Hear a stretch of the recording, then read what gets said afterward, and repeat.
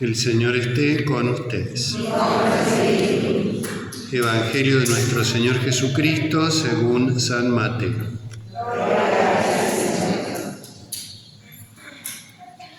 Jesús dijo a sus discípulos: tengan cuidado de no practicar su justicia delante de los hombres, para ser vistos por ellos.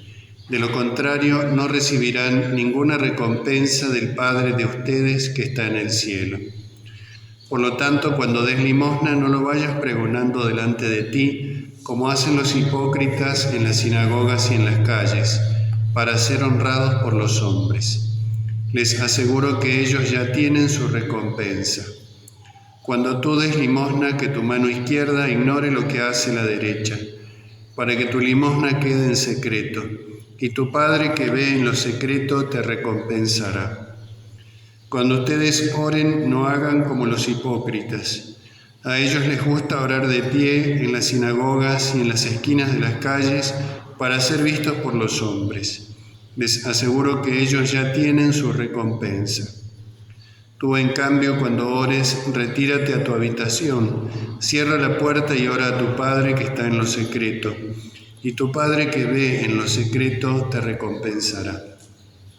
Cuando ustedes ayunen, no pongan cara triste como hacen los hipócritas, que desfiguran su rostro para que los hombres noten que ayunan. Les aseguro que con eso ya han recibido su recompensa. Tú, en cambio, cuando ayunes, perfuma tu cabeza y lava tu rostro, para que tu ayuno no sea conocido por los hombres, sino por tu Padre que está en lo secreto. Y tu Padre que ve en lo secreto te recompensará. Palabra del Señor. Gloria a ti, Señor Jesús.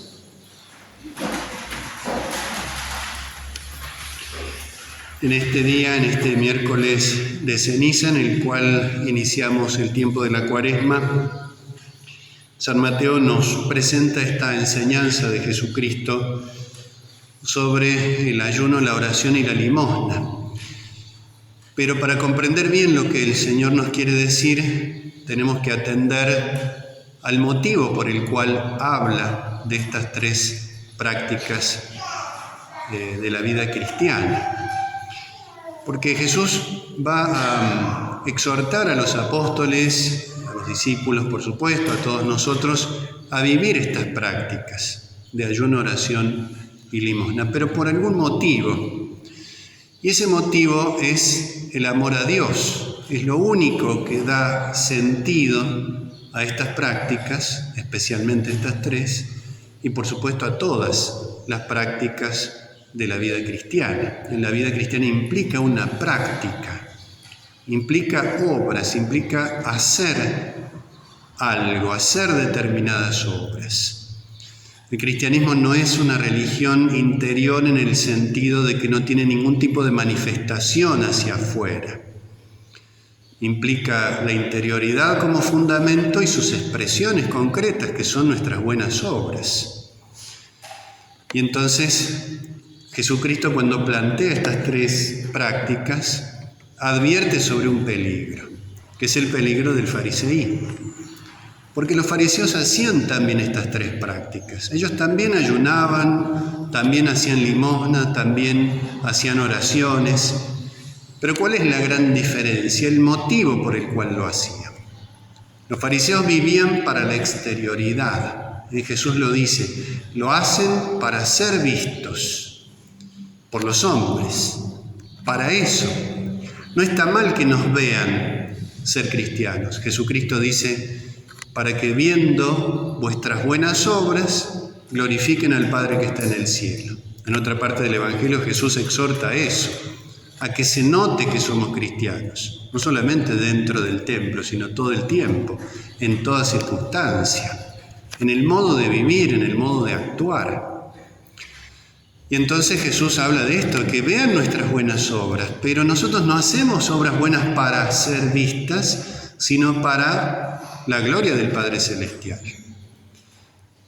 El mundo debe darse cuenta de que somos cristianos y en la medida en que tenga buena disposición, no se quedará en nosotros, sino que se ordenará hacia el Padre Celestial. ¿Qué hacían los fariseos? Hacían estas prácticas, pero no para la gloria del Padre Celestial, sino para la vanagloria.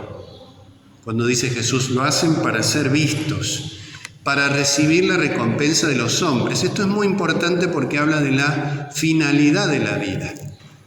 En la celebración de este día tiene mucha intensidad en todos los aspectos.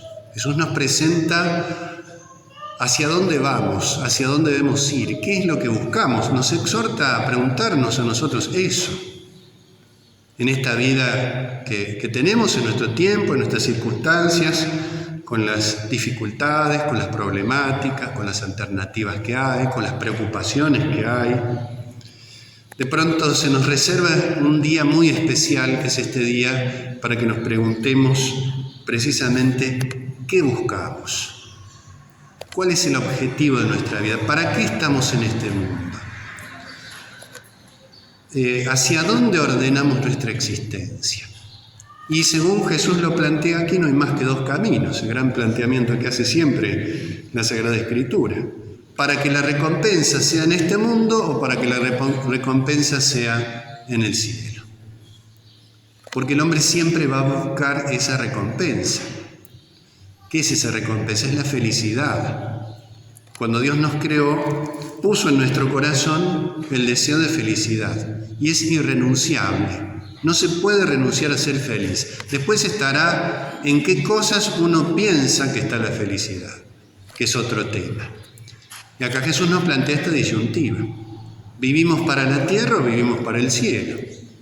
No porque las cosas de la tierra sean malas, no porque ser visto sea malo, sino porque no podemos vivir para eso.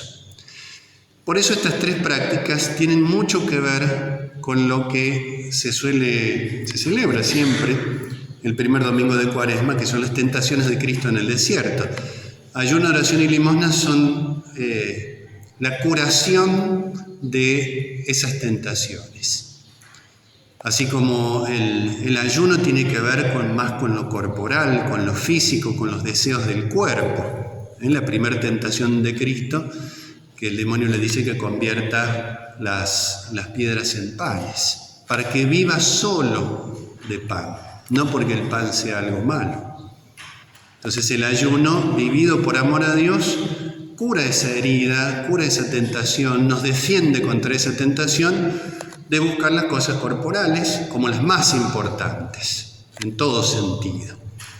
Algo similar pasa entre la limosna y la segunda tentación, cuando lo lleva Jesucristo al templo para que le dice que se arroje de allí y que los ángeles lo socorrerán. ¿Para qué? Para ser reconocido.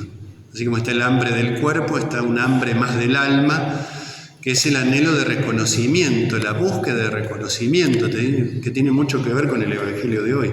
La limosna no consiste tanto en lo que doy, ni muchísimo menos en una cuestión material exclusivamente, sino en darse uno mismo, más que en buscarse a uno mismo. La limosna hace exactamente lo contrario de la vanagloria. La vanagloria es buscarse a uno mismo. Y en cambio la limosna es darse a uno mismo. La limosna en el amplísimo sentido de la palabra. Y por último nos dice el Evangelio también de las tentaciones de Cristo en el desierto, la tercera, la más grave, lo lleva a un monte muy elevado, un lugar muy elevado, le muestra todos los reinos del mundo y le dice, te daré todo esto si postrándote me adoras, es decir, si vives para mí. ¿Qué es lo que se adora? Se adora aquello para lo cual uno vive. Y la oración cura esta tentación o nos protege contra esta tentación. Pues la oración nos ordena hacia Dios. El demonio en esa tercera tentación, la más grave, en cierto modo la más sutil, quiere que el Hijo de Dios se ordene hacia Él, o sea, se separe de Dios. En la oración nos une a Dios. Por eso estas prácticas son estas tres, entre otros muchos motivos que también las justifican. Pero uno de los motivos interesantes en el tiempo de la Cuaresma es esta. Cada una de alguna manera nos protege o nos cura contra esas tres tentaciones que se refieren al cuerpo, al alma y al espíritu, es decir, al espíritu que es el alma en relación con lo divino. Y por eso el miércoles de ceniza tiene tanta relación con el primer domingo de Cuaresma. Y por último, que lo vamos a hacer enseguida después de esta reflexión, la imposición de las cenizas, que justifica el nombre de esta celebración, por supuesto, porque este miércoles de ceniza, los miércoles de ceniza, deben ser siempre descubiertos a la luz de la Pascua, que es el fin de toda esta preparación.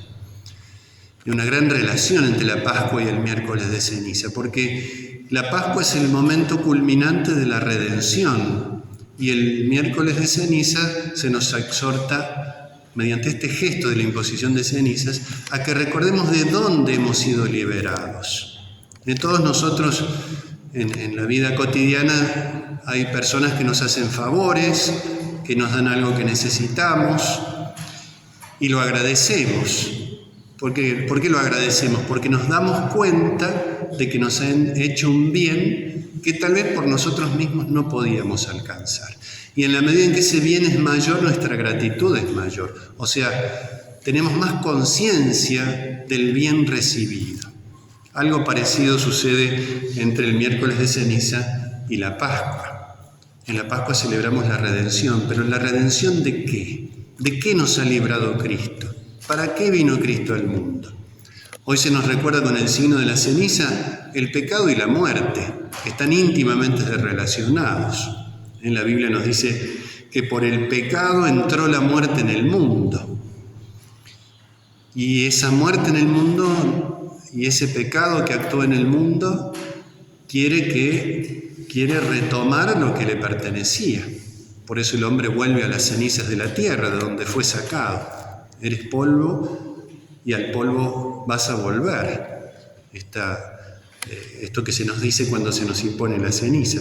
No es para recordarnos algo negativo, sino para que nos demos cuenta que la Pascua, Jesucristo cuando muere, padece, muere y resucita por nosotros, es para rescatarnos de esa situación que hoy se nos recuerda. Para que nos demos cuenta de que nos vino a liberar del pecado y de la muerte. Para que la muerte tenga un sentido distinto, para que la muerte ya no tenga la última palabra. Y por eso despliega Dios en esta celebración ante nuestros ojos esta visión que en principio nos parece bastante impactante, bastante negativa. Se nos recuerda nuestra muerte, se nos recuerda nuestro origen y nuestro fin. Salimos del polvo y al polvo volveremos. Salimos de la tierra y seremos tierra un día de nuevo. Jesucristo vino para que eso no sea lo último, sino para que nuestra muerte se convierta en vida.